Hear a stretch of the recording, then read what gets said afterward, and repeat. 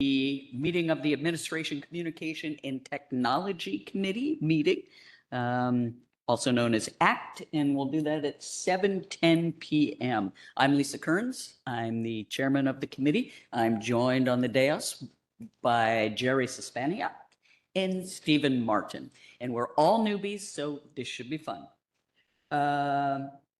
Announcements. I don't see any announcements. Any announcements to add?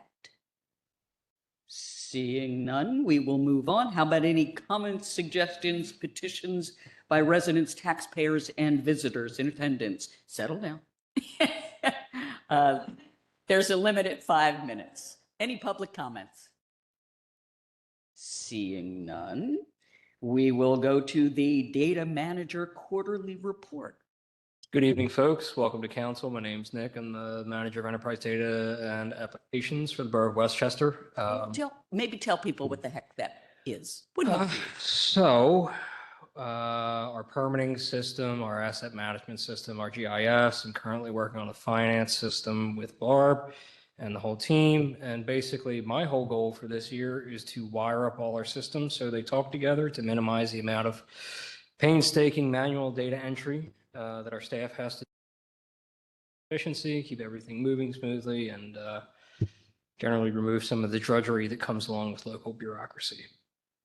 Thank you for that. Sure. All right, your report. All right, so one thing I didn't put in, my intern Mikey has graduated to Ramsey's mentorship, so she is now over with parking. GIS, so I think I heard somebody on Smart Growth talking about Phoenixville's map. So Bill, if you wouldn't mind bringing up my maps there. All right, let's go to the other one first. And again, for the uninformed, like me, GIS. GIS. Geographic Information Systems, basically computerized mapping. All of our systems are integrated with it at this point. So basically what this is pulling information out of SmartGov, our online permitting, licensing, code enforcement platform, and we are pulling conditional use, and saldo zoning, all those. So Bill, if you wouldn't mind clicking on one of the colorful blocks there. Any of them, that's good. Click on that one.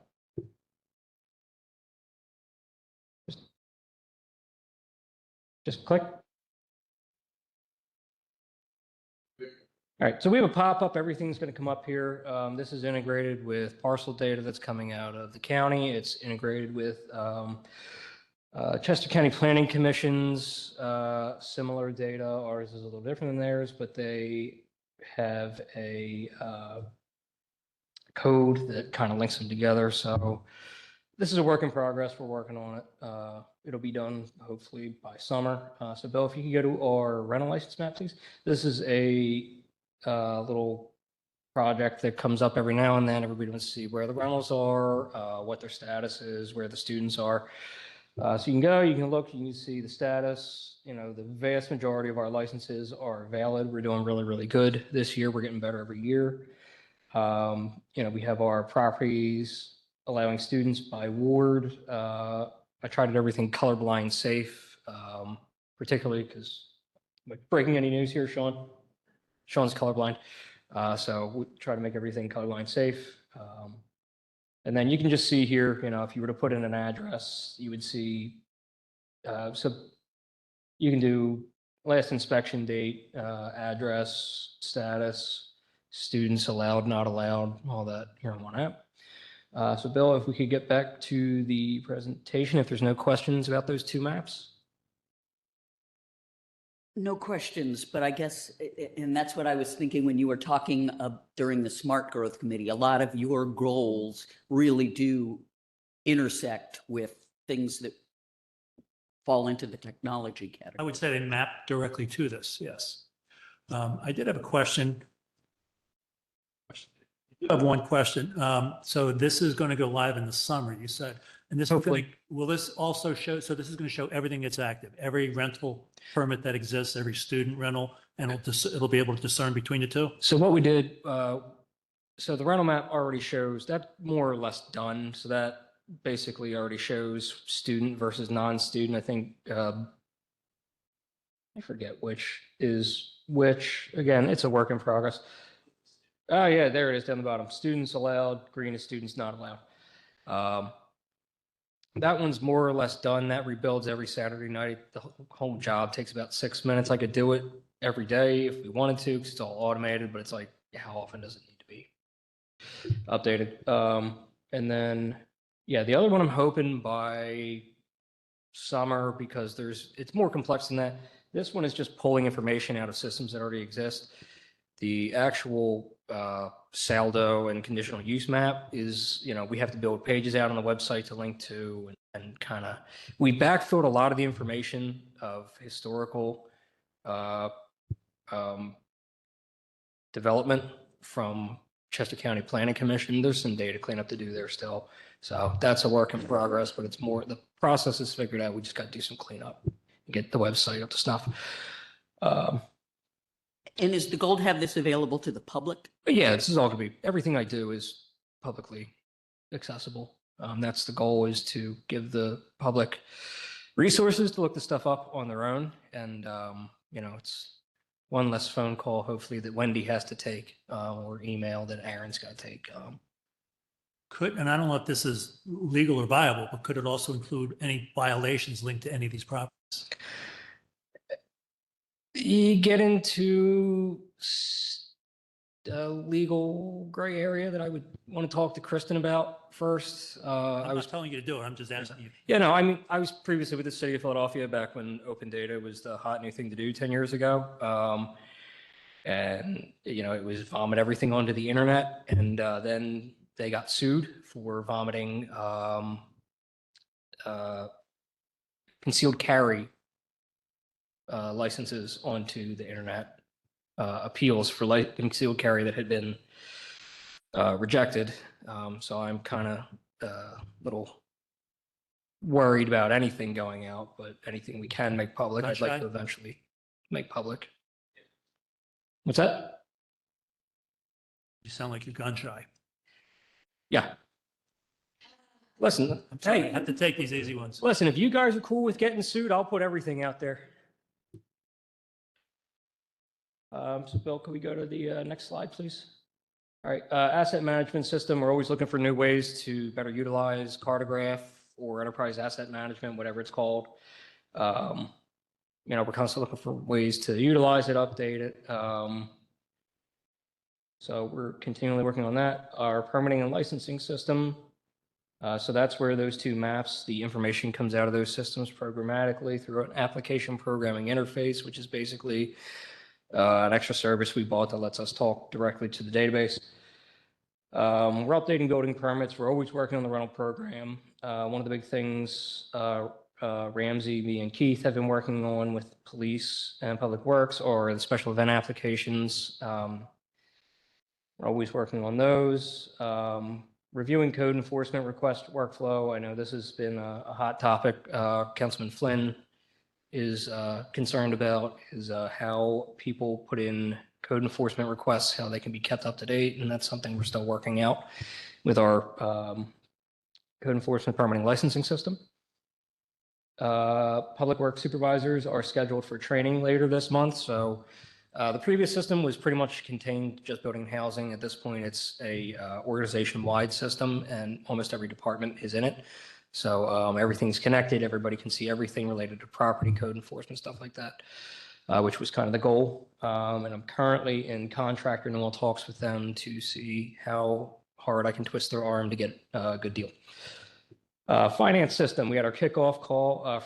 If you guys don't know, Lisa, you were here a lot last year when we were talking about it. We're implementing a new finance system, which Barb is very happy about. So it's going to do a lot of cool new things to make finances life a lot easier, hopefully. We had our kickoff on the 2nd. We had our first data review on the 4th, and we have a current estimated go live of August 31st. So hopefully come next year, when it's time to do your taxes and your stream protection fee, when you pay us, it's going to go right into the finance system automatically. Hopefully our point of sale up front and down public works. When you swipe your card, that'll go right into the finance system, reporting accounts payable, cash receiving, all that's going to happen in one place, and we're going to have really good visibility and reporting, and there's got to be a lot less pushing digital paper for admin and finance. I think that's it. Any questions, comments, concerns?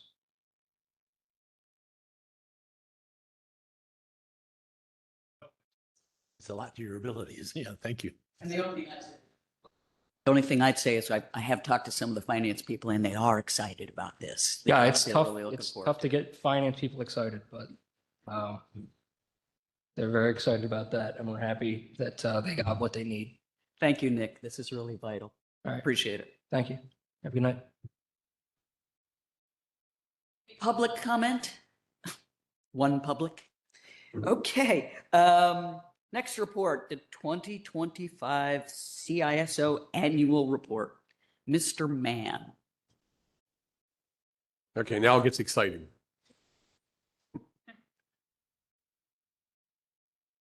So the annual report, which I give each January, is built on the 12 previous months' reports, consolidating all that information. You guys should be getting that each month. So this is really like an overview. And I always like to start off here just telling you what that I do believe IT is the backbone of the organization. It's through our coordinated and connected infrastructure, software and hardware that the solutions that they remain productive and collaborative and secure, keep all these things secure.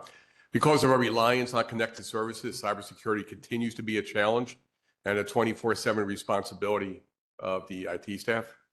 I have a little graphic here just showing you the investments we've made in cybersecurity, sometimes at the expense of hardware and other things. It's not important. So the IT department continues to adapt and change with both the national technology landscape and, of course, the needs of our organization.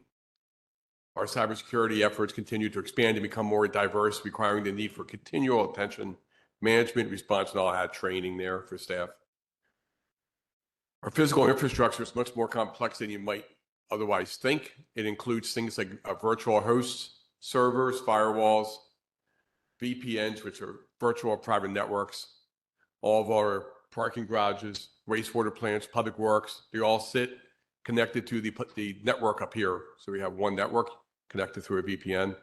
Backup appliances, both on-prem and in the cloud, video and security services, audio recording and streaming, which we're enjoying right now, network switches, access points. I'm not trying to bore you. I'm just trying to show you all the things that happen behind the scenes. Cameras, computers, mobile devices, digital document servers, and much more.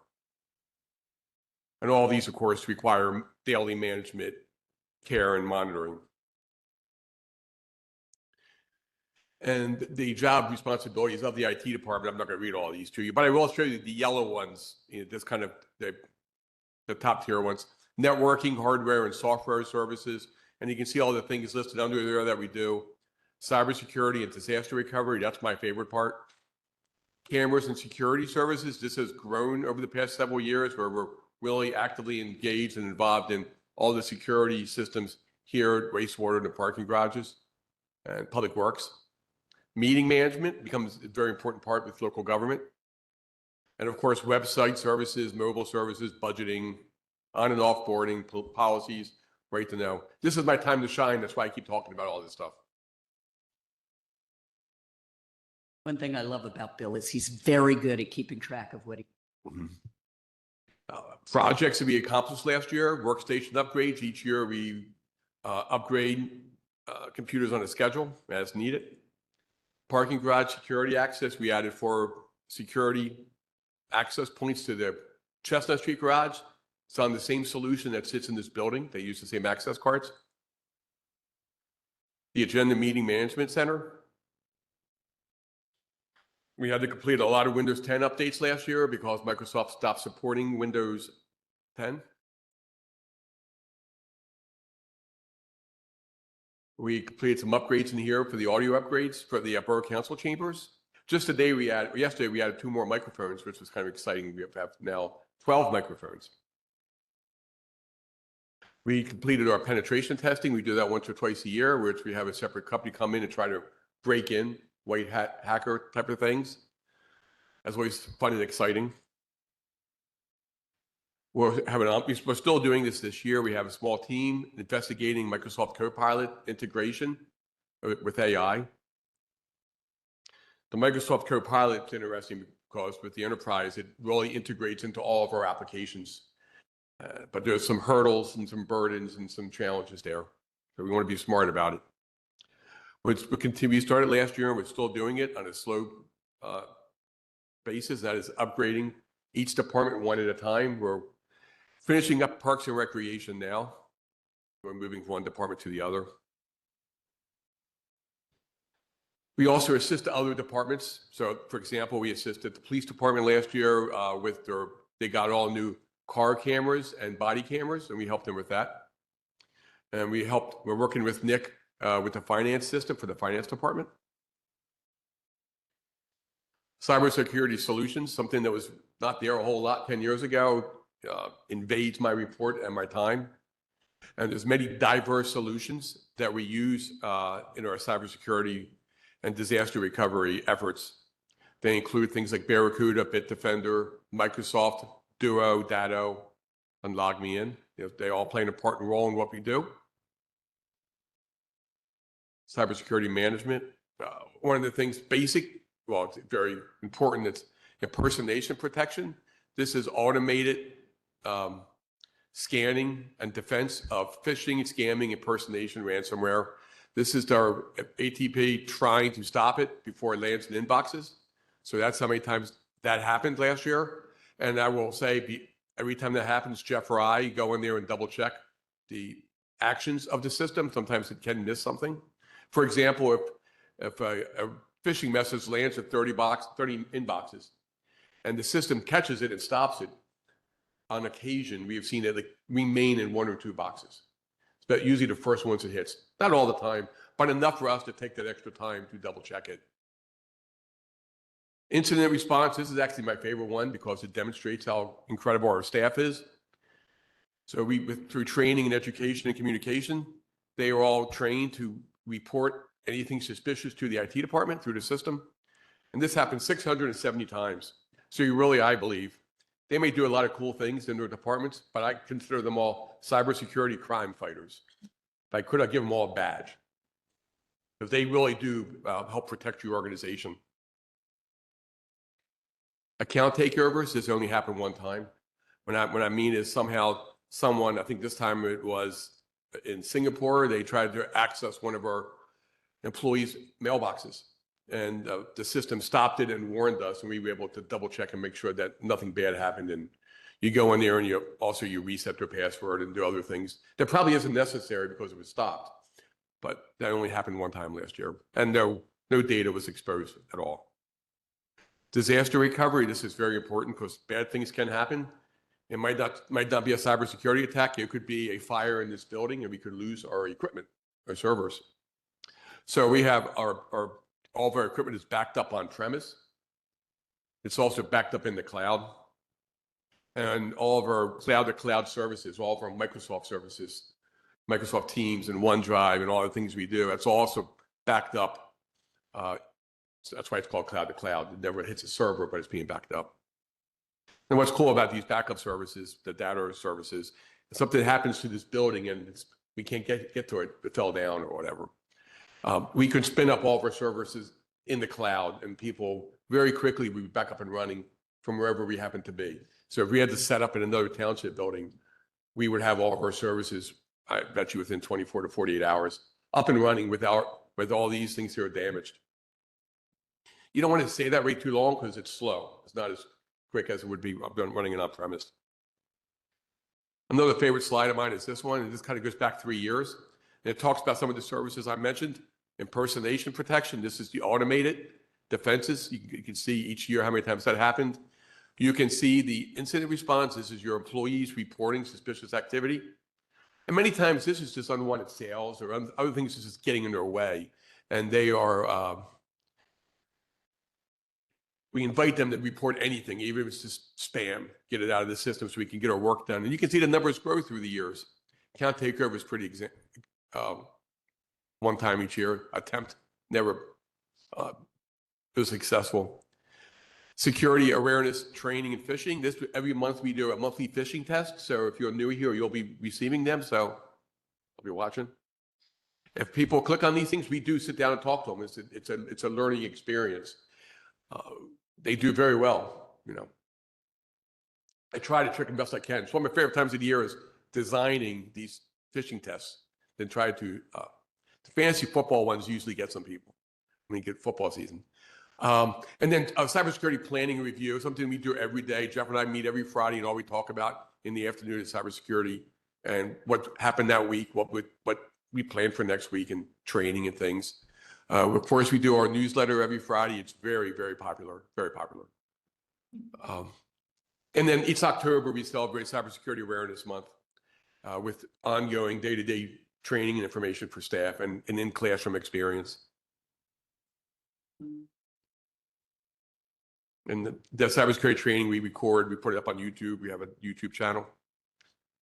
Help desk services. This is, you know, one of the basic things we do.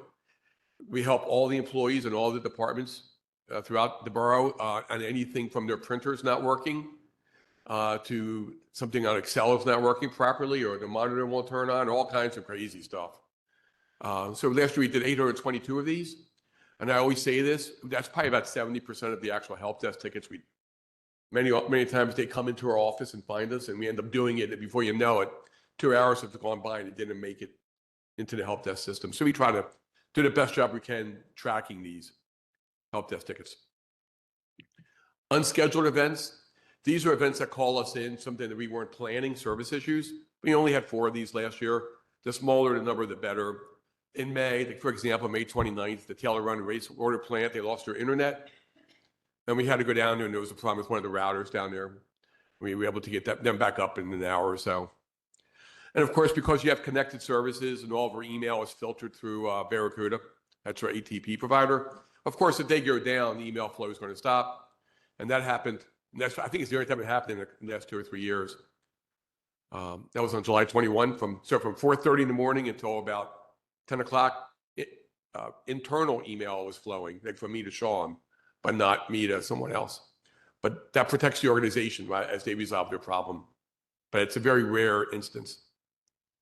And of course, if stuff like on October 27th, if Amazon Web Services go down, we have some services like SmartGov that are built on Amazon Web Services. So it affected that for a little bit that day. But that's about it for unsuspected, unscheduled events. Now, this here, smaller and unplanned initiatives, this is not help desk tickets. This is not projects. We had 103 of these last year. These are covered in more detail in the monthly reports. It's things like, hey, you know, we want to, parking would call you and say, we want to move our Clover device to here. We want to be able to do this. Last year, for example, they wanted microphones and speakers at the customer windows. Well, we researched that and we did that and accomplished that, but it wasn't a help desk ticket. It wasn't a project. There's a lot of things we get called into to help with. That's why we're there. Continued education. We attend a lot of webinars and classes and training throughout the year.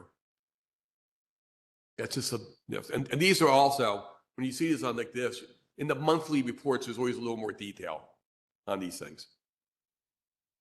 Our budget last year, it performed as expected. Out of a budget of $289,000, we had about $14,700 left over. And I'm always proud of that budget. I think it's a very small IT budget for such a borough our size, and achieving a lot of the goals we try to achieve and the services we try to provide. And that's all I have for the annual report. You guys also should have this as a PDF as well. Any questions for me? Your budget, how large is your budget? Last year was, this does not count salary. Okay, that's about $289,000. And I don't know what the borough's budget was, something like 34 million. And that compare with other municipalities? I would bet it's lower. We're about a percentage point or 1.5% of the annual budget for the borough. I'm proud of that. I'm proud of that. I don't want more money. I wanted this old saying, do more with less, not less with more. Barb loves me. Barb loves when I say that. Every once in a while, I just tell her that. That's a mantra I have heard a million times. But you mentioned Copilot a few times. I saw it in there a few times. You see is there anything that you envision in terms of integrating it that's really going to make things either more efficient, faster, whatever? I'm excited by Microsoft Copilot. So we have 5 of us. I'm going to get Ramsey on this team because she's been using it a lot and bragging about it. And we're trying to explore it and use it. Each month we talk about 2 different case studies. We're using and talking about it because there are hurdles. You don't want people doing their job using Copilot. You want to have them do their job faster and better than ever before. You don't want people to give bad information because he distrusted Copilot. I always think of someone, Will Williams is on the team, and he's a great member of this team. I asked him to be on it because he does awesome grant work, and that takes a lot of research and a lot of time. And it can really help him break down a huge report and get to what's important to him. So great for research and development, great for helping you if you want to do a monthly report or just any kind of report. It can help you get you going. The problem is when people try to use it for everything. And that's where we want to come up with policy and procedure as we go through this process, which is why I'm taking my time. Things like if you write a report or you provide information to your boss or to the borough manager or the council, and the information is incorrect, the defense cannot be, well, Copilot did that. Copilot is there to help you, or you can't hide behind it. And then other things we can do with branding with it on the back end with Microsoft. If someone uses Copilot in an email, for example, we can on the back end make it branded that Copilot assisted with this message. I actually think that's kind of a good idea because it makes people think about it. Actually, in my another presentation I have maybe for later tonight, I actually have Copilot on there because it helped me get some information. So you have to be honest. Hey, this helped me find something. That's my job to find the information, right? And AI is not going anywhere. I've been here long enough. I remember when everyone was scared about cloud computing. If you remember that, people were scared. The borough of Westchester was the first township in the Northeast to go with cloud computing. I'm proud of that.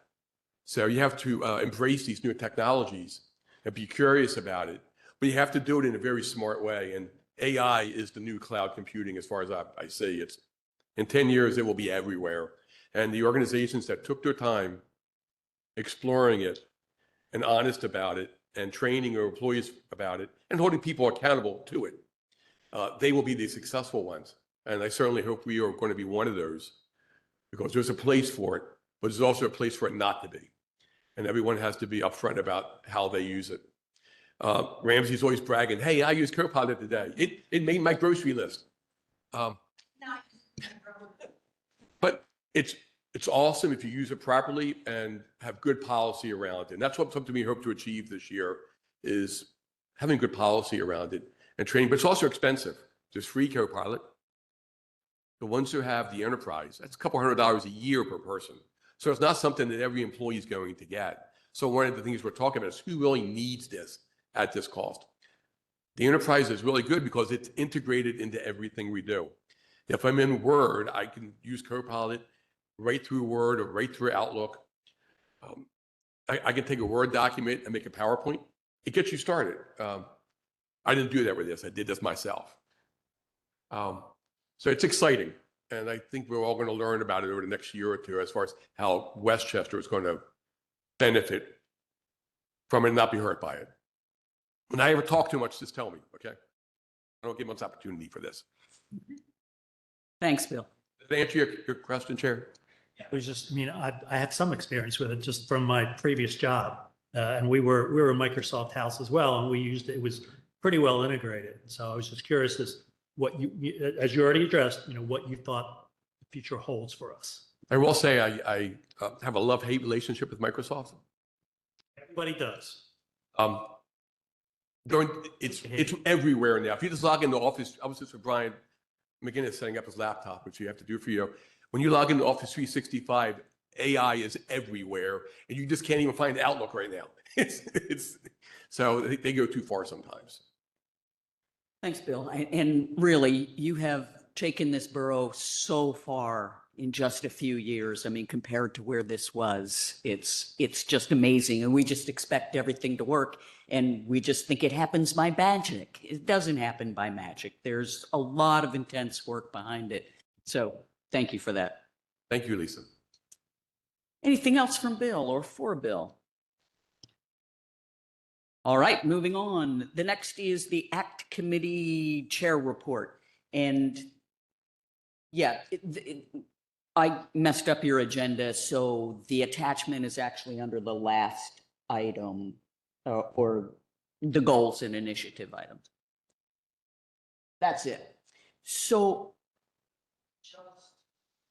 as has been explained before, the president of council asked us to come up with some goals for the committee, for each committee to kind of be a major project that they work on. And so this is just it's one initiative, but it includes a lot of possible targets. And what it is to propose, develop, and begin to implement a strategy and associated policies and procedures to enhance civic and public engagement. The whole idea about this is to get more connected somehow with the residents, business people, our constituents who we serve. And the reason for that is pretty easy to understand. We don't want government to just be this abstract thing that they know nothing about. I mean, I say I'm on borough council. They don't, what is a borough council, you know? And so it takes it from being abstract to actually being a responsive service provider.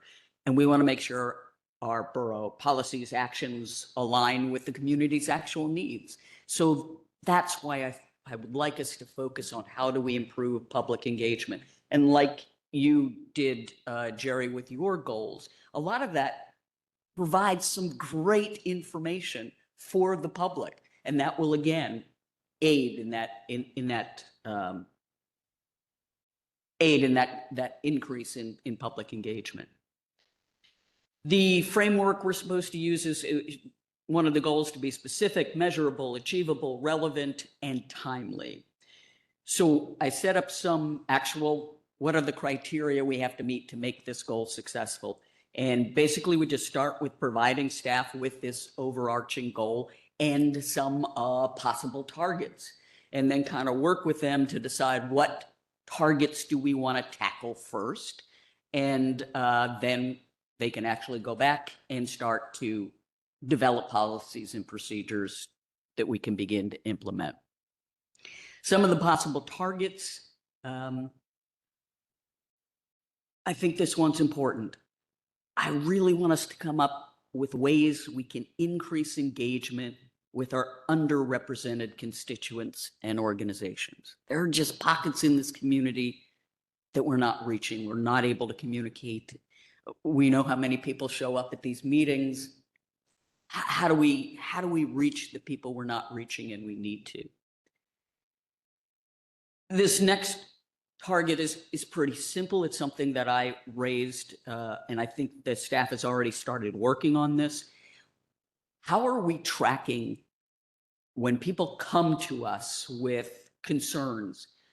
How do we keep track of that all the way through from when they bring it to how it's finally resolved? A lot of things right now we discovered kind of fall into a black hole because there isn't a concentrated, unified way for these things to be tracked.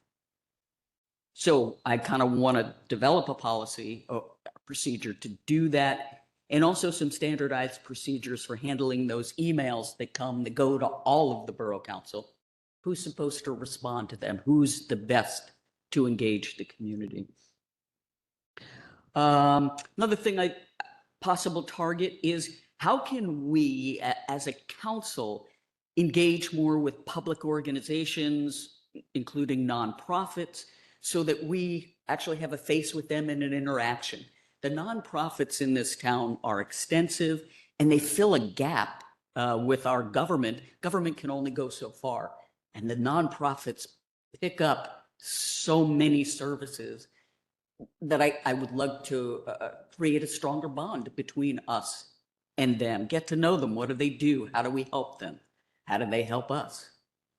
Another possible target, and again, I think this is something that staff has already started looking at. How about some public education opportunities that talking about things that the community finds relevant? Like what is the borough of Westchester? People think they have a Westchester address. They're in the borough of Westchester. What does council do, et cetera? I like the idea of thinking about hosting listening sessions in town halls. And then I'm just open to any other targets that are out there. These are just some of the ones I thought of that would enhance civic and public engagement. So I encourage us and staff to suggest what are ways that their departments can reach out to the public, hear the public, just connect, communicate more effectively with our constituents and particularly the underrepresented communities. So that's my proposal. Any thoughts about that? Any objections to that? And this is in addition to all the things like you proposed in your at your meeting, which takes a lot of work in the technology department, et cetera. So what do we think? Thoughts? I think this is an age-old issue. I think governments all around the world are trying to figure out how to connect with their constituents. So it's not an easy task. If it were easy, it would have been done. I think the fact that the web exists has probably gone a long way to making things accessible, which never had been in the past. And I think some of the things we already talked about, some of the things Mr. Mann and some of the things I talked about, he's gone. The other things regarding the rental information on that online, all of these things people ask about all the time and they never had answers before. So I think all of what you're saying seems to be sort of more of an umbrella of all these other things. So yeah, I think it's a noble goal. Trying to sort of identify specifics is going to be very difficult. And I think maybe that's where we need to focus is on some specifics, and that could sort of maybe tie some things together and identify some kind of path. It's Exactly. It's not going to the be a targets. year-long project. It's going to be a lifelong project. That's what the targets are all about. Let's pick some targets that we can actually go after and start to implement them. I have no objection. Yeah, again, it's defining which direction to take, and I don't know how to propose how we start. You have listed here about the org chart, and I think having yes, I know it's coming up with an organization and chart. I think will help not just us, but it'll also help the community to understand, oh, that person does this, or I should go to this department, or this commission works with this committee, or, you know, I'm learning this as we go along, but I'm not aware of, you know, the sustainability committee would be more appropriate to send this proposal, or this proposal should go to the bid, or things like that, that we, it'd be nice to see it on visually. I'm a visual person. If it's visually seen that I can link these activities with these groups, it would help in the long term in the types of proposals that you've already addressed here at the final one. Thank you. So I think a possible way to proceed is for us, you guys, to submit what targets you think might be good to work on first. And you all, department heads, et cetera, think of some targets that you would like to propose, and then we'll review them and just decide which ones we want to go after. What do you think? Yes, Nicole? I may just give you the same encouragement that we gave Stephen last night regarding the timing of your proposals and proposed targets. If you guys are able to talk amongst yourselves and talk with the team and get to, you know, 2 or 3 meaty ones that you can present to council next week that we can all kind of align on, that would be great. You know, that would be the ideal. You know, I know that we're all kind of, if it takes a little bit longer, it's understood. But if there's a way for you guys, because you've got some good ones here. I liked what you said too, Stephen, about the I mean, I kind of like that idea about posting the URL and saying, where do I go if I have this question? I like that. But however you guys align, you know, if you can, if you are able to talk amongst yourselves and get something by next week, that might be helpful. So you all, if you can propose, you know, maybe Sean get together and come up with a few from you all and the three of us, so I kind of put out some targets. Give me one or two of your key targets and we'll consolidate and come up with something before next Tuesday. Send it to you tomorrow. Tomorrow would be fine. I mean, it needs to be ready Yes. for Ramsey to. Yeah, well, she just needs to put it on the agenda. We don't have to identify they are, so. Okay, good. So do we need to do anything else with that? I don't think so. All right, old business. Discuss remote meeting attendance for council rules. This is going to take a few minutes to talk about. Okay, so.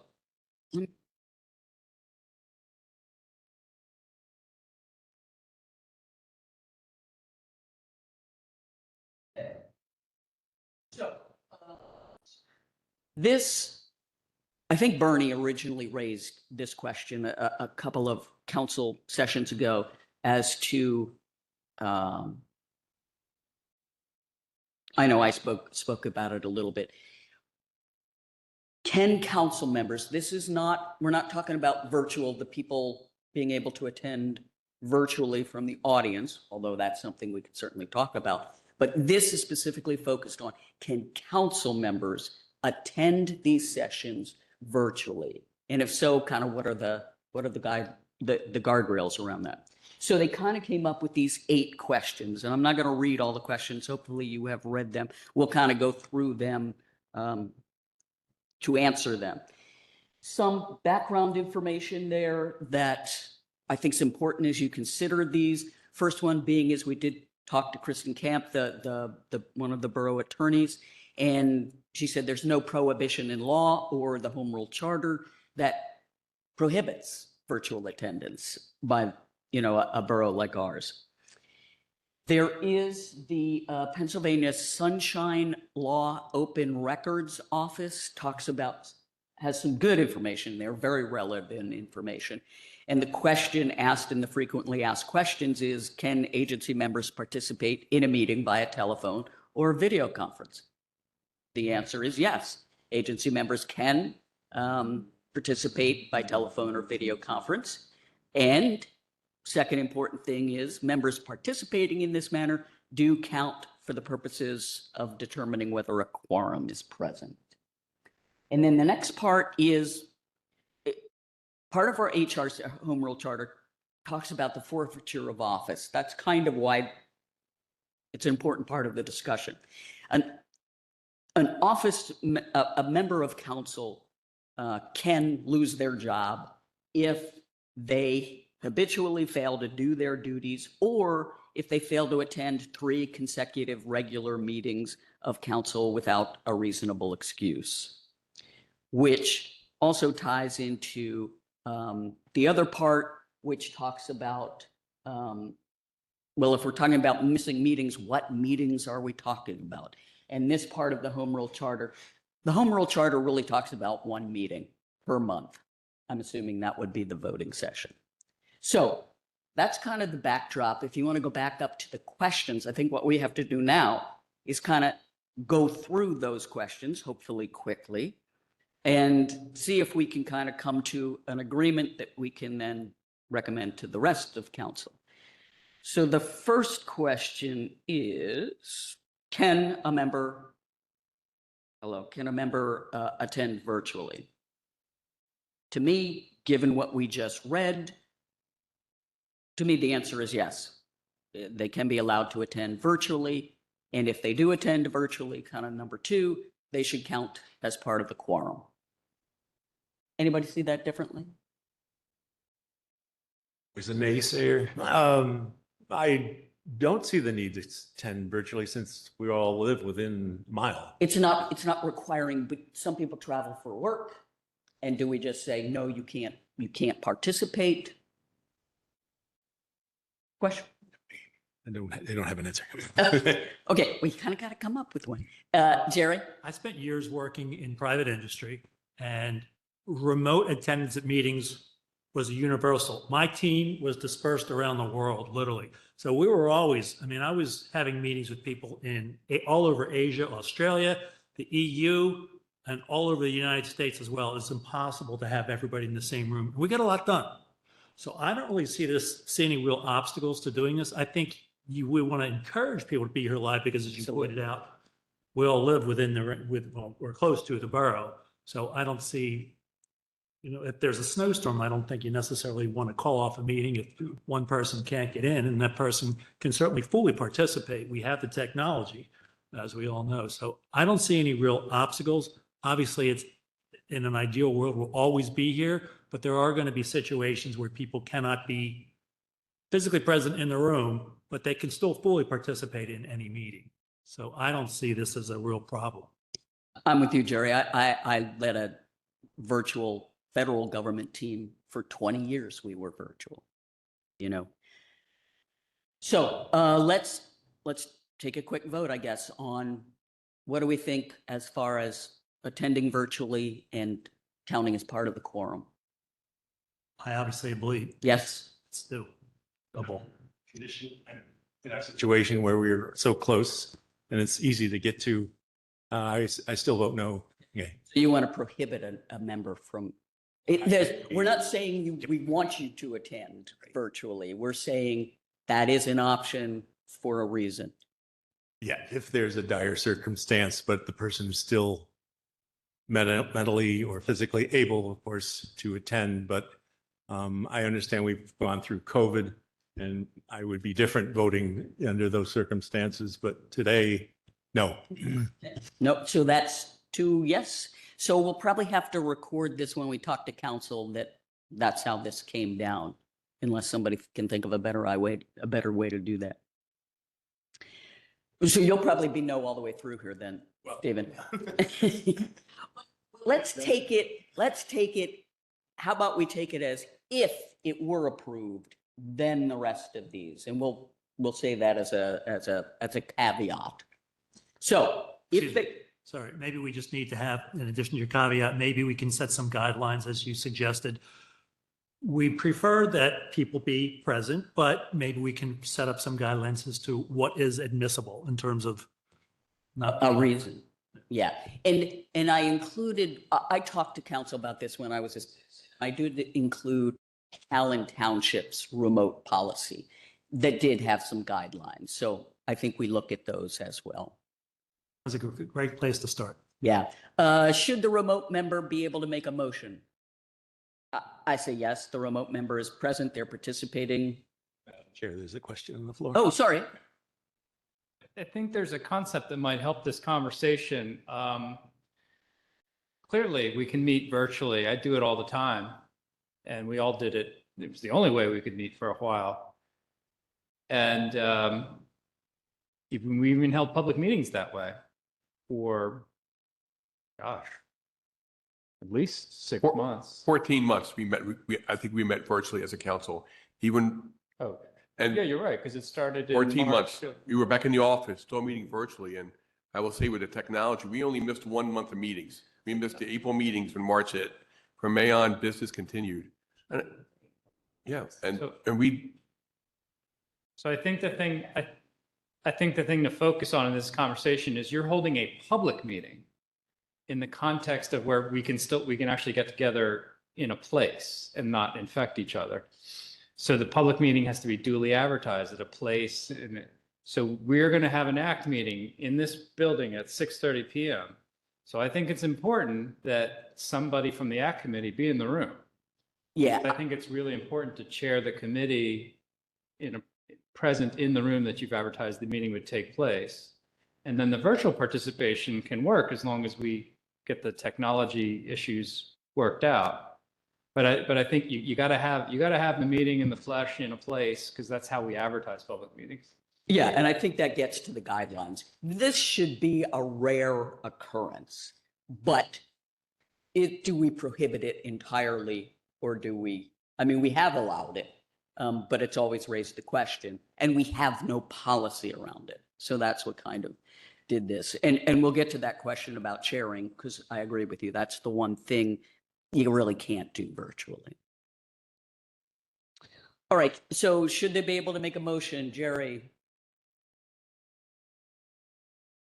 I make a motion to approve. No, I mean, Sorry. can they make a motion if they're remote? Obviously misunderstood question.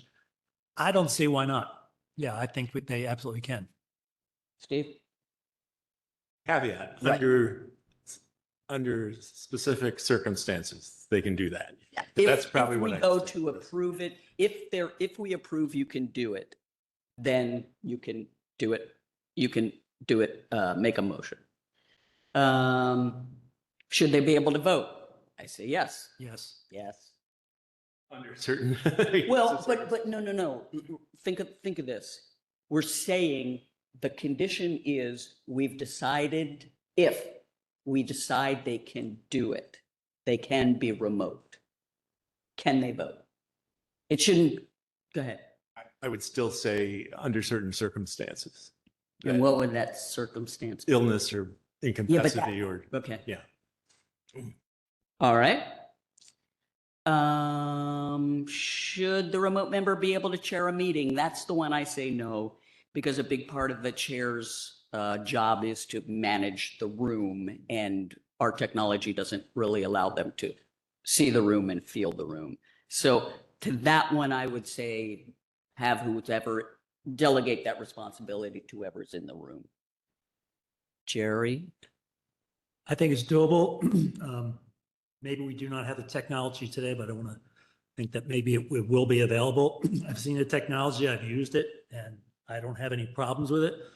Maybe one guideline is that someone on the days must be in the room. Of course, to Sean's point, I think that's a valid concern, a valid point to raise. But I think I don't see any obstacles to that either. You're a yes, I'm a no. I agree with you. I'm a no. All right. Is somebody writing this down? Thank you. How many meetings should a virtual member be able, how many meetings should a member be able to attend before it falls into this forfeiture area? To me, this isn't really a question that's just a virtual question. It's a question for any of us. If we miss, I believe that the Home Rule Charter really just meant the voting session. I mean, you could literally miss 3 meetings. Jerry could miss 3 meetings tonight if he couldn't come. So to me, I don't know. I don't think this is a question we even really need to deal with this virtual thing, because it's a bigger question the council has to kind of tackle entirely. Any change? Anybody see that differently? No, I agree. I think it would be good to set some guidelines for that one, because I agree. I think meeting in person is preferable to meeting remotely. So I think it would be good just to have some sense of, well, you haven't been to one meeting all year. That's a problem, right? No, we'll definitely look at the guidelines, say Callan Township's guidelines. But the question is, should we pick a number of meetings? Because we're not saying he's missing a meeting. He or she is missing the meeting by attending remotely. So it really is kind of a moot point, because it's not really the virtual question. It's every council meeting question. Stephen? We offer currently methods for the public to attend or watch meetings. We have a YouTube, which will be followed and taped after this, but right now live on Facebook, we're here present. They can comment, but we don't often see what their comments are related. Well, I guess they could post something, but otherwise they don't have the other avenue of interaction as a public person, notable or a regular attendee, to approach and make comment. So I hesitate supporting this, because they voted for us, and they're encouraging us to participate and show ourselves and be straightforward and agree or disagree with approvals or not. And I think it's more for the customer, for the consumers, or anyway. So the question is, let me see if I can phrase this. The question is, how many meetings can you attend remotely, or how many, not even remotely? Again, because the question came up, how many meetings can you miss, and what meetings are we talking about? But that's not just virtual attendance, that's physical attendance even, and you're not here virtually. How many, like I said, Jerry could lose his job, could be asked to resign if he missed tonight. You're gone on a 2-week vacation, you miss 5 meetings, you know. So if we are going to answer that, I would say the meeting that counts is the voting session. Because that's what's addressed in the Home Rule Charter, 1 meeting a month. Chair? I'd be inclined to include the working session as well. But I Okay, think if the Home Rule Charter specifies that 1 meeting, 1 meeting, yeah, That's just fine. 1 that's meeting. fine by me too. I propose we don't tackle that here at all because it's beyond the virtual question. Agreed. Agree. Okay. We'll take those 2 off the table. Okay, the last one is, thank God, must the remote member be on camera? That's nice, that's good, but if we go back to the question that was asked and answered under the Sunshine Act, it just says the absent members have to be able to hear all the comments of and speak to all those present at the meeting, and those present at the meeting must be able to hear the comments of and speak to such absent members contemporaneously. So they can do it by phone. I agree with that. You don't have to be on camera. Jerry? Again, we're assuming we've approved virtual meetings. Yeah. So we always encourage people to turn the cameras Me on. too. So I don't know if you want to make that a hard and fast rule, but I certainly would want to encourage them to keep the cameras on. I agree with that. I always did the same thing, you know. If you're really sick and you're looking bad, I, for one, wouldn't have to be on camera. But so I say we encourage, just like we're going to encourage actually being here, that members be able to do it by telephone if they need to. Can't answer the question because I don't agree with the remote members. Okay, but assuming we approve the remote, would it be, can you only do it if you can be on camera, or? I'll have to abstain. Okay, that's true. Okay, he abstains. So you're okay with telephone, encourage camera? Absolutely. All right. 2 and 1 abstention. All right. Any comments from the public or anyone else on that? Thank you for saying no. Moving on. Are we moving this to work session or are we going back to committee? Then back to committee. Yeah, let's put, there's no rush on this. Yeah. We'll continue to talk about this. Okie dokie. Good point. Okay, where am I? That's not my agenda. Okay, that's good. Let's approve the December 2025 meeting minutes. None of us were here, but I did look at them and I was here, although there, and I approve. I approve. 3-0. We approve the acceptance of the meeting minutes. All right, new business. We've already discussed the 2026 goals and initiatives. We're going to come up with the targets. Discuss the Westchester domain name. Steve, you want to give us some background on that? Sean Mill about this topic. It's clear and understanding. Similar parallel comments about this stance. My reaction is, how does the public view this? I think both of you understand that. A domain clearly signals government or civic purpose and tends to enhance public trust and free perceptions of legitimacy, reduce confusion with private entities, and helps residents immediately recognize official sources of enforcement and compliance context. Traditionally seen as commercial rather than government is what a .com is, that it's a commercial. .gov suffix signals a governmental body serving a defined local government use.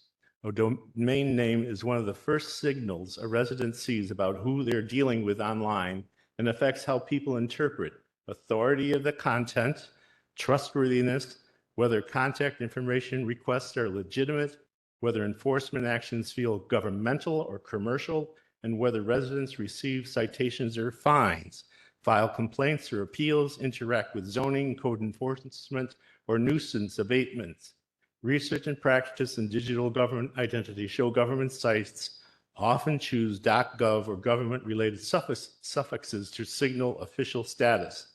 Pennsylvania educates residents official sites use .gov domains and encouraging checking for them before sharing sensitive information. Federal guidance on .gov registration emphasizes identity and trust in official information services. That's why I'm thinking I'm promoting .gov.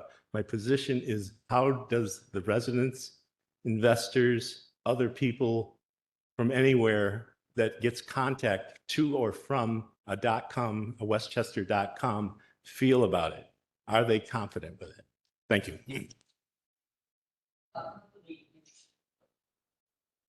Unless you want to jump in, I'd like to hear what Bill and Sean have to say about it. Or do you want to speak, Jared, first? I defer to the panel. I thank Stephen for making me think about this a lot in the past 2 weeks, to the point that I did a PowerPoint. Serious. What have we done? Created a Okay. co-pilot. Here we go. Okay, this is our domain. I call it a short history and a recommendation by me. I've given this a lot of thought. So it speaks to what Stephen just said. So our website was born on May 29th, 1996, when the borough hired a local company to build a very small website. Now, I'm sure wasn't involved at that level at that point, but I'm sure they did not do .gov at that point because it was expensive and there were a lot of hurdles. And private companies cannot register at .gov. They have to do it through the federal government. So that was 30 years ago. And this is very important. This means there are 30 years of branding and system integrations connected to it. And I'll speak more to that in a second. However, we have many years ago registered and owned many domains that we had the ability to do so easily. One of them being .org. And the reason we did that is so no other organizations grab those domains to add confusion to our website. I know there's little fact which is unrelated to this, but the borough back in '96 tried to get Westchester.com. But the city of Westchester, New York had already had it. They beat them by about 3 or 4 months. Westchester.com. And I'll speak to that too, about the .com. But the .org, I have a little light bulb there for a reason for later. So I'll speak a little bit about the public in my opinion.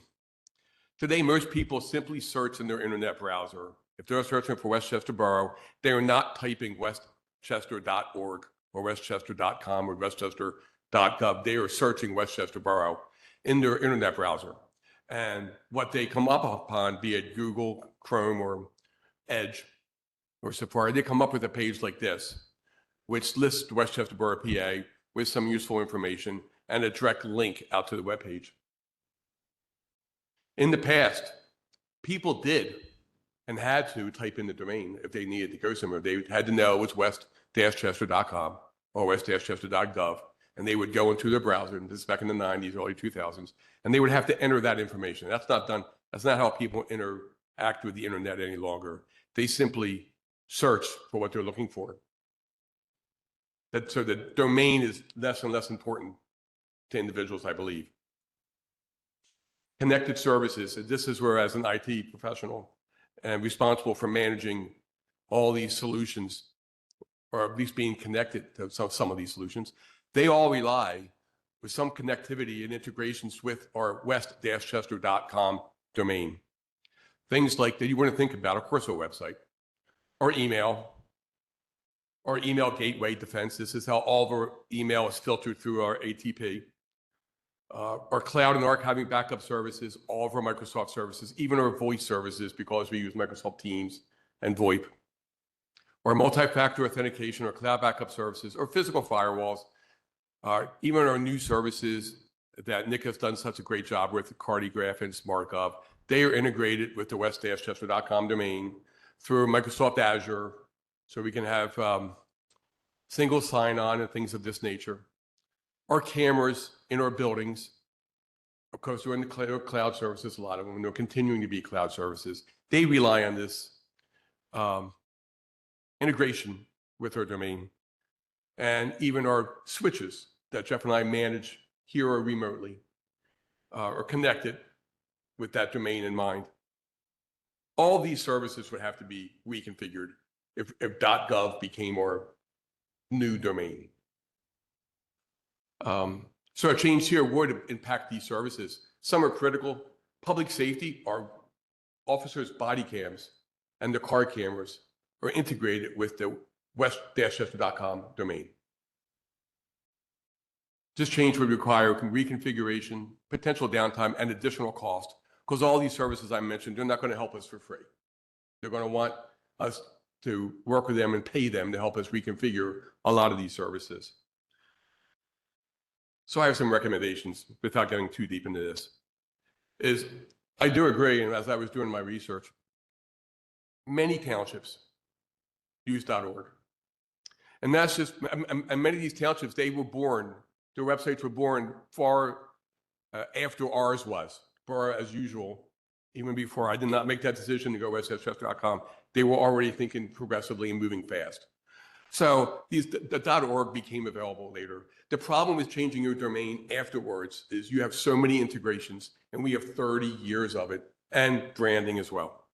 So the domain of .org, which we own, so we were farsighted enough to see that, is used by many townships, local governments. So because we own this domain, we can set a forwarder on it, which means if someone were to type in west-chester.org, they would land on our website. I still doubt highly if people actually do that much anymore. They search. This is very manageable for us to do it IT-wise. This is because the change is not made with the west-chester.com domain itself. It's made before that by pointing west-chester.org to our website. There's a small, we haven't done this because for me to do that with our registrar, it's a few $100s a year. No one from the public or on staff or on council until at this point has ever even brought this up. So why spend the money if you don't need to? But I can see where that could be a benefit.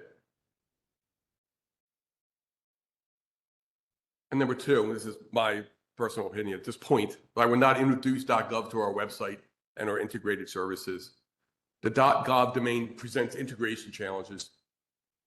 We would also need to manage two different domain registrars. Domain registrars are the ones that we pay a company, our domains are listed there, we pay annually to have them provide the service. So when people go to these addresses, they know where to land. The federal government does not do .com or .org, they only do .gov, and you have to register it with them, and then you have to register your other ones with the private sector. And that, of course, also introduces integration complexity. some historical information here. And I have my little Copilot symbol up there because Copilot helped me with some of this.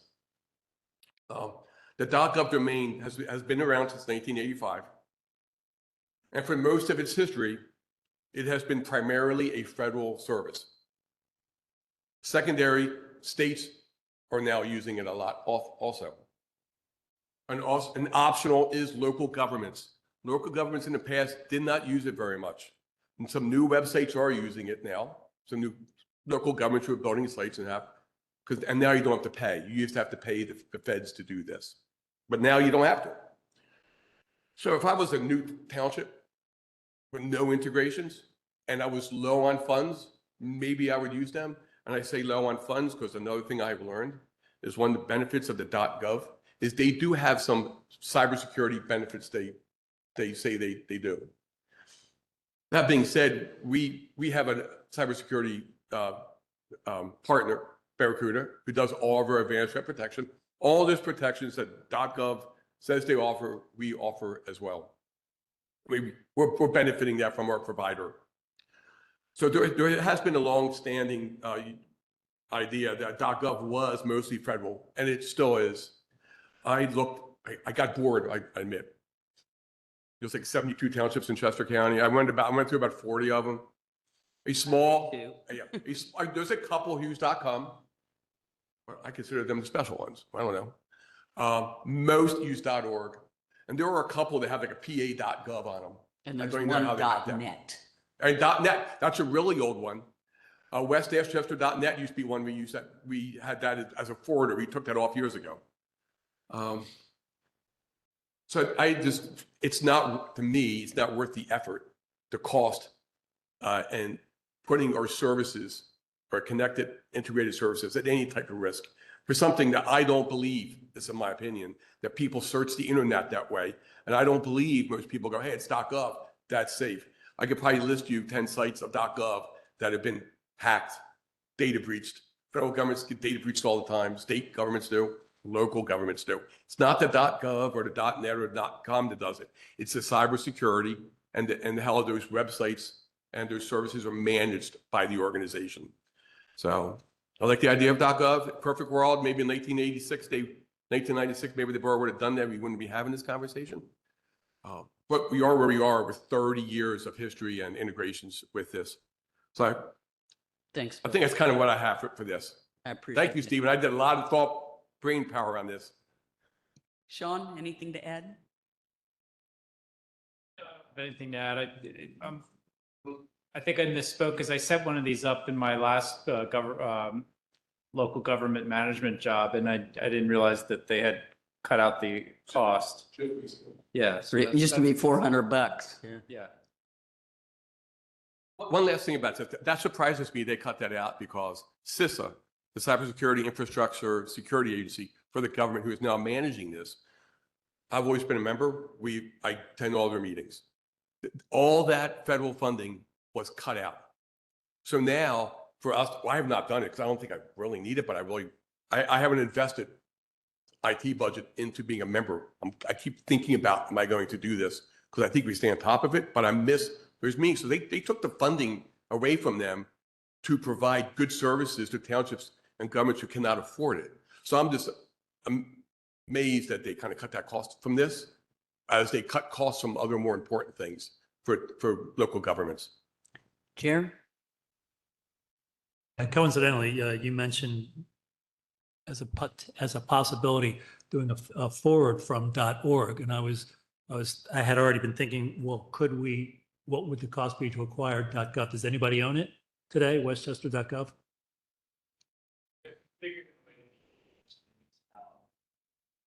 Okay. Nobody can buy the .gov. The federal government even has a naming convention that you have to follow. You don't get to pick your own domain name. No one else would be able to register this. Yes, Jerry, could we go through the process of owning it without using it? I'm not sure about that. But if we could, and we wanted to go through the process, which I have no problem doing, this is something that probably would involve like someone like Sean or the Borough Council President signing documents at a certain point to verify who we are. If we could do that and not need to use it and put a forwarder on it, I have no problem with that, as I'm recommending for the .org. I personally did not do that because no one had ever asked about it. And why spend the money if it's not a problem? And there is supposedly, the federal government says there is a vigorous vetting process to prove that you are the government. And he's right, there are signatures involved and things like that. Yeah, I'm not sure the climb is worth the view personally. So I think you make a compelling argument as far as not making the change. Certainly the long history is pretty important in terms of the history of people accessing this website. And I think probably as importantly, you pointed out that people no longer enter the entirety of the address the way they used to. I sometimes do, but I'm an old man, so I'm a dinosaur, I suppose. But I think as time goes on, you can see less and less and less of it. So I think I see diminishing returns if we did go there. One other side note, there is like less trust or fear with the federal government sometimes. And Yeah, I can tell you that if there was ever, I would hope that's this what would I never- was going to say. I would never, I don't hope this never happened, but because the federal government owns that, they could turn it off. They could. I'm not suggesting they would, but it's just like we used a company called Network Solutions to manage all of our domains. If Jeff or I mess up anything in that, the website goes down. Other services stop. We had a problem, we didn't cause it, there was an issue where our website stopped working last year externally. There was a problem in Network Solutions that we spent all day Sunday with them figuring out to get the website back up. These are the things that happen when you mess around with these things, right? And at least for Network Solutions, we control it. Even when they make a mistake, we know that we're the boss with them and we control it. When you hand it off to the federal government, is it necessary to have that risk? So I don't have that in there. And that's the one thing I was going to raise that I have a concern with. You do have to register through the government. They do manage and operate that upper level domain. So you say people trust the GOV more now. I'm not sure that's true right now. And the CISA that you're talking about, that was recently moved by the Trump administration, actually in the end of his first term, under Homeland Security. Again, I don't think a lot of people are going to be really gung-ho to have the website controlled by Homeland Security. And that's just me. I mean, we saw what happened, the changes after this latest inauguration, how many changes had to be made to the internal things of federal websites. You know, they changed terminology. You can't talk about DEI anymore. LGBT became LGB because there are no T's. I don't know that we want to associate and spend all this money, all the reasons that Bill said, in order to go to a .gov right now. Those are just kind of my thoughts. And one last, Oh, and one other this thing. has never been discussed in my career. I'm shocked it came up, Yeah. but And just- it was a good thought experiment on my side.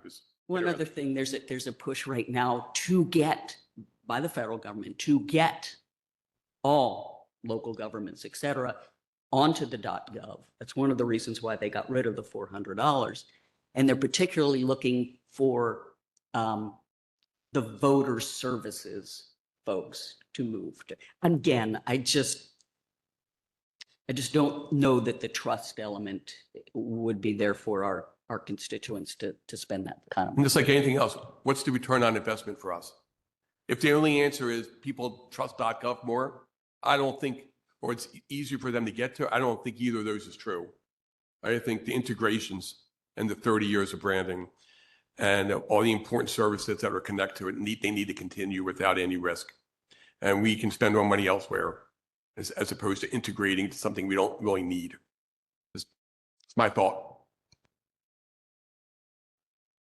I didn't know if this was time for a debate about it, but appreciate all your comments. Your comments were technical and about cost, but I didn't hear a lot about people. And that's my point, is that the people need to have this sense of security and strength. Jerry brought up or you did, one of you brought up .org. Well, I'm willing to go that direction if that helps. But I think the public suspects .com. I think early in January is where I started getting emails saying from the SSA.gov, please click on this because there's an update report of your earnings. And then you look at the email address and it's from twinklywinkly.ping, and you begin to suspect, that you need to go to SSA.gov in order to get your Social Security information. Here's a quiz. Everybody any part of the quiz? WCPA. I don't know what WCP is. Westchester University of Pennsylvania. EDU, very good. You win. But if I send you a letter from WCPA.com, your head might scratch and say, gee, I kind of know that WCUPA is recognizable, but I'm not sure if it's EDU, net, or whatever it is.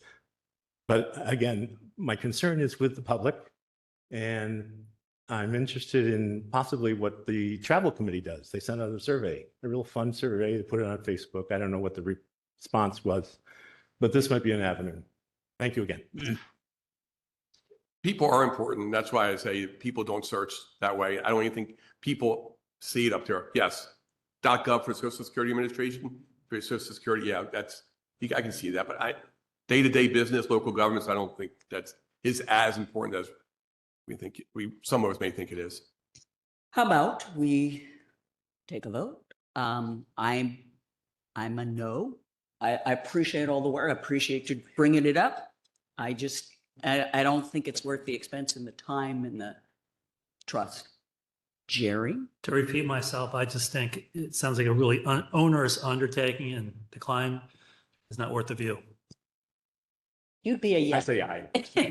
So 2-1 that we do not. Do we have to move this to the full council, or can it die here? I don't mean, can it die here? I mean, that came out wrong. What's the process? Should we? I guess we should let the whole council weigh in. Yeah. Sure. Put Can that on the we- work group. Can we add Bill Mann's PowerPoint? I'll be there. He can discuss it It's my again. job. Excellent. Thank you. All right. The last one. I think this one's going to work. Okay. We were treated to an orientation. Oh, I before should we probably started. introduce it. Oh. We're discussing the borough organizational chart, the final thing on our agenda. I didn't bring anything to display, but I just wanted to talk about that. We had an orientation from the borough about how to do things, and there was a lengthy, thick manual giving us all the thick details. And part of that manual had an organizational chart. Now, I'm an org guy, so I looked at that very carefully, and I went through the line and said, well, there's 10 things that are maintenance, and there's like 15 things that are legal as part of the organizational chart. And then the date, of course, was 2019. So it needs updating, period. But it should be organized in such a way that shows what the departments are, perhaps include the assistant borough manager's name and a link so that they can contact. But I think it would be helpful not only for us to know and learn about the various activities of the borough, in addition to its various committees, which would be another monstrous organization chart. But again, a little bit of effort, I think, could be put in to create an organizational chart that was functional, not only for us, but also for the public, so that the public can see, oh, this is who works with this department.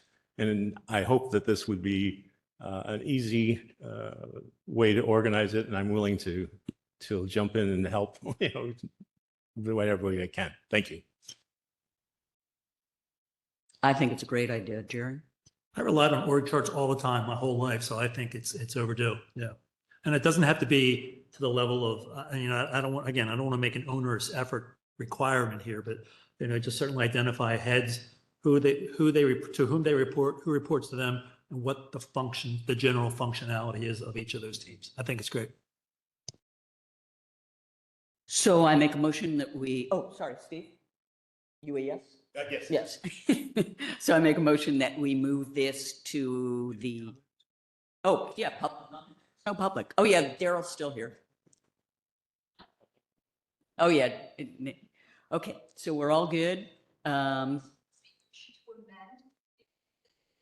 No, do we have an organizational chart? There we go. Is that on the website? Well, that might be a little hard to find. So what do we think? Just an update? And what kind of version does it need?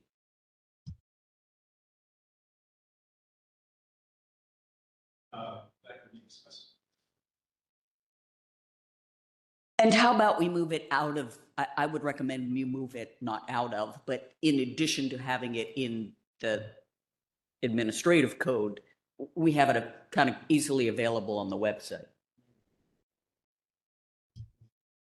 A lot of this is assumed you do maintenance. And legal. I know a lot of it's assumed you do legal, so. You got to be on mic there, dude. Sorry. I thought small enough room. Yeah, but it's also. I recorded. suggest that we table it for next month and then we come with the draft and then when you make a recommendation to move to adopt the organizational chart, then it can go to council and you have a finished product. Sounds like a lovely plan. Sounds totally reasonable to me. Make it so. Any other comments on that? All right, it's not on the agenda, but we normally have other business. Is there any other business? Please say no. All right, seeing no other business, I say we adjourn. You want to make a motion to adjourn? Motion to adjourn. I second that, or you can second. I vote yes. Oh, yes. All right, so the meeting will end at 8:36.